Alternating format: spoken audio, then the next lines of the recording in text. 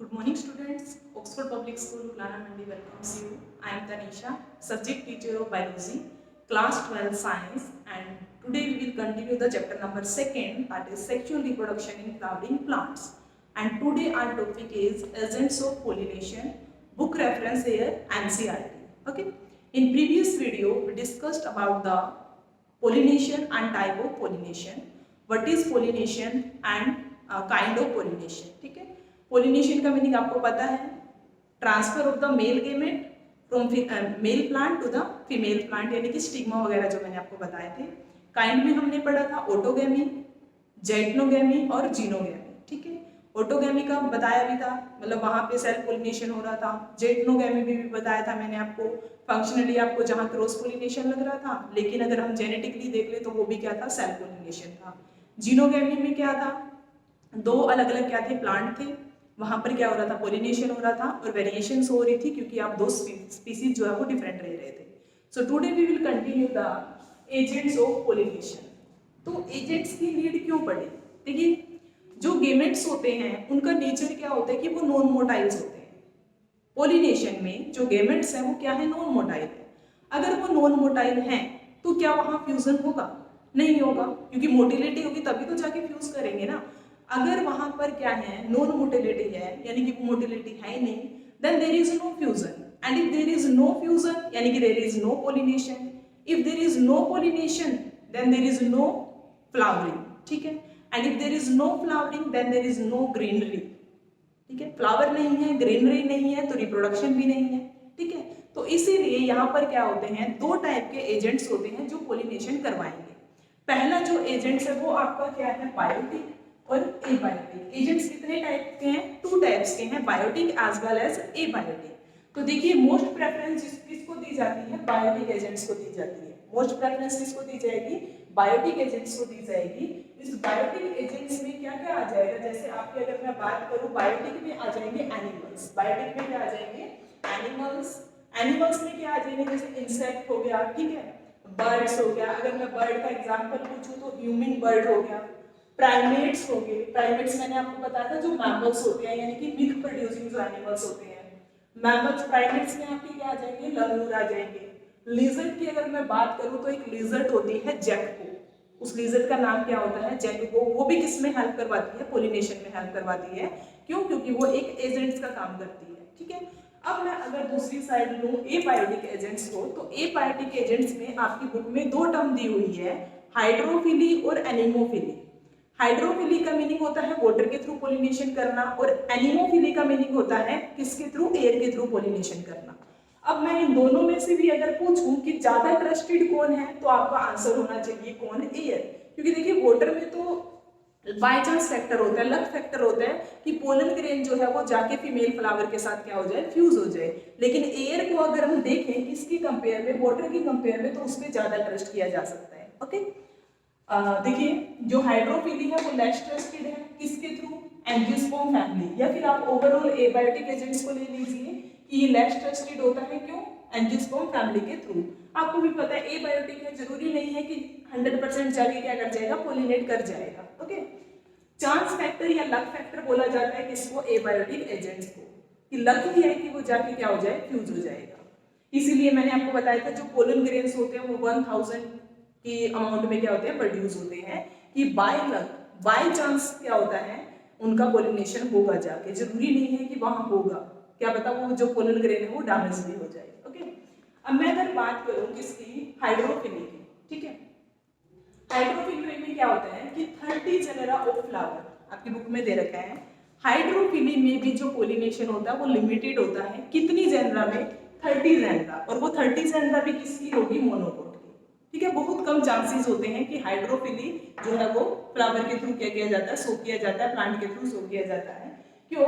क्योंकि वहां पर क्या है, लिमिटेड चीज चल रही है. अगर हम काउंट भी करें तो 30 जेनेरा ऑफ फ्लावर जो है वो भी कौन सी जेनेरा, मोनोकोट जेनेरा. ठीक है. अगर एग्जांपल लूं, vallisneria, hydrilla, zostera, water hyacinth, water lily, ये सारे एक्वेटिक प्लांट्स हैं. ये सारे क्या हैं, एक्वेटिक प्लांट्स हैं. लेकिन जरूरी नहीं है, असर्शन रीजन का क्वेश्चन है, जरूरी नहीं है कि जितने भी एक्वेटिक प्लांट्स हैं वो सारे नेचर में हाइड्रोफिली होंगे. जितने भी एक्वेटिक प्लांट्स हैं ये जरूरी नहीं है कि उन सभी का नेचर क्या होगा, हाइड्रोफिली होगा, नहीं, ऐसा नहीं होता। कुछ एक प्लांट जो है वो अपने अंदर क्या कर लेते हैं, चेंजेस ले आते हैं, ठीक है, और वो एनीमोफिली भी शो कर देते हैं और एंटीमोफिली भी शो कर देते हैं। मेरी बात ध्यान से सुनिए कि जरूरी नहीं है जितने भी ऑर्गेनिज्म है, एक्वेटिक ऑर्गेनिज्म है, वो सारे हाइड्रोफिली ही शो करेंगे। कुछ एक जो स्पीसीज है प्लांट की वो एनीमोफिली भी शो करती है और एंटीमोफिली भी। एनीमोफिली का मीनिंग हुआ एयर के थ्रू पोलिनेशन करना और एंटीमोफिली का मीनिंग क्या हुआ कि बैट, ठीक है, इंसेक्ट के थ्रू क्या करना, पोलिनेट करना। ओके, अगर मैं एग्जांपल लूं इसका वेल्सिनेरिया का, तो वेल्सिनेरिया में देखिए इस तरह से ये क्या है, फीमेल जो पार्ट है वो इस तरह से सिचुएटेड है, ये इसका क्या होता है, स्टोक होता है। ये क्या है वेल्सिनेरिया का, स्टोक, स्टाक। ये क्या करता है, अपनी स्टाक की हेल्प से वाटर के सरफेस पर आ जाता है। जो वेल्सिनेरिया है वो अपने स्टाक की हेल्प से कहाँ आ जाएगा, वाटर के सरफेस पर आ जाएगा। अब वो वाटर के सरफेस पे आ गया तो किस में एक्सपोज हो गया, एयर में। तो इसलिए ये क्या करेगा, हाइड्रोफिली ना करके क्या करेगा, एनीमोफिली करेगा, यानी कि एयर के थ्रू क्या करेगा, पोलिनेशन करेगा। ओके, अगर मैं बात करूं हाइड्रिला जो है वो वाटर ही करता है। जोस्टेरा जो सी ग्रास वगैरह होती है, जो जोस्टेरा है, अगर उसका फीमेल पार्ट देखा जाए तो वो सबमर्ज होता है, किसके अंदर, वाटर के अंदर। जोस्टेरा यानी कि सी ग्रास जो है वो किसके अंदर सबमर्ज है, वाटर के अंदर डूबा हुआ है, ठीक है। तो फिर वहां पर पोलिनेशन कैसे होगा, तो इस तरह की स्पीसीज में जो पोलन ग्रेन होता है वो अपनी शेप चेंज कर लेता है। इस तरह की स्पीसीज में क्या होगा, जो पोलन ग्रेन होगा वो अपनी शेप चेंज कर लेता है और वो कैसा बन जाता है, रिबन लाइक बन जाता है, ठीक है। पोलन ग्रेन जो है वो रिबन लाइक बन के वाटर के अंदर चला जाएगा, deep inside the water. Pollen grain take a shape, यानी कि पोलन ग्रेन जो है वो एक रिबन लाइक शेप लेगा और वो कहाँ मूव कर जाएगा, डीप इनसाइड द वाटर, ठीक है। और वाटर में भी वो पैसिवली जाएगा ना कि एक्टिवली जाएगा। वाटर करंट के थ्रू वो कहाँ चला जाएगा, डीप इनसाइड द वाटर, और फिर वो यहाँ जाके स्टिग्मा के ऊपर शेडिंग ऑफ कर देगा, शेडिंग ऑफ हो जाएगा और वहां पर क्या हो जाएगा, उसका पोलिनेशन हो जाएगा। ओके, अब क्वेश्चन अराइज होता है कि जो पोलन ग्रेन है वो इतना डीप चला गया वाटर में, या फिर वो वाटर में जब जा रहा है तो क्या वो डैमेज नहीं होगा, नहीं होगा। क्यों, क्योंकि पोलन ग्रेन के ऊपर एक सीथ होती है जो उसे डिग्रेड होने से या गीला होने से, डिग्रेड होने से या वेटिंग होने से बचाती है।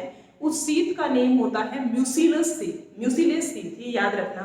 पोलन ग्रेन के ऊपर, पोलन ग्रेन को एक सीथ जो है वो कवर करके रखती है, उस कवरिंग का नाम होता है म्यूसिलस सीथ। वो म्यूसिलस सीथ जो है उसका फंक्शन क्या है, वो पोलन ग्रेन को डिग्रेडिंग से और वेटिंग से क्या करता है, प्रोटेक्ट करता है। ओके, इसी तरह देखिए जो वाटर हाइसिंथ है, वाटर लिली है, ये आपने पढ़े हुए हैं, मतलब वाटर के थ्रू पोलिनेशन। जो वाटर हाइसिंथ है ये हमने पढ़ा था ना, जिसे पैरल ऑफ बंगाल का नाम दिया गया था। मतलब ये रैपिडली क्या कर रहा था, ग्रो कर रहा था। फॉरेन स्पीसीज थी, इंडिया के थ्रू लाई गई थी, क्यों, क्योंकि उन्हें क्या हुआ था, ये एज एन ऑर्नामेंट क्या आया था, पसंद आया था, ठीक। अब वाटर लिली हो गया, ठीक है।